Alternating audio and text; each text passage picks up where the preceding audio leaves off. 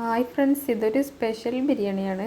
കുട്ടികൾക്ക് വേണ്ടിയിട്ട് പെട്ടെന്ന് തട്ടിക്കൂട്ടിയ ഒരു അടിപൊളി ബിരിയാണി.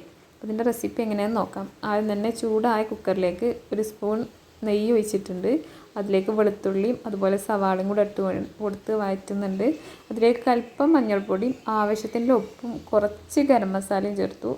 അതുപോലെ ഞാൻ ഒരു ഗ്ലാസ് അരിയാണ് എടുത്തിട്ടുള്ളത്. അതിലേക്ക് 2 ഗ്ലാസ് വെള്ളം കൂടെ ഒഴിച്ചിട്ടുണ്ട്. നിങ്ങൾ ഏത് അളവിനാണ് എടുക്കുന്നത് അതിൻ്റെ ഇരട്ടി വെള്ളം ഒഴിക്കുക. സാധാ നമ്മൾ നെയ്ച്ചോറൊക്കെ വെക്കുന്നതല്ലേ, ആ അരിയാണ് എടുത്തിട്ടുള്ളത്.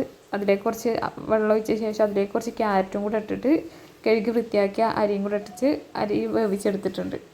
അങ്ങനെ ചോറൊക്കെ നന്നായിട്ട് വെന്ത് വന്നിട്ടുണ്ട്. ഇനി വേറൊരു പാനിൽ വെളിച്ചെണ്ണ ഒഴിച്ചിട്ട് 2 മുട്ട പൊട്ടിച്ചൊഴിച്ചു.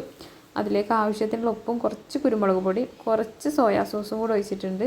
അങ്ങനെ ഈ വെന്ത് വന്ന റൈസ് പാനിലേക്ക് ഇട്ടിട്ട് നന്നായിട്ട് മിക്സ് ചെയ്യുക. നമ്മുടെ സ്പെഷ്യൽ ബിരിയാണി റെഡി ആയിട്ടുണ്ട്.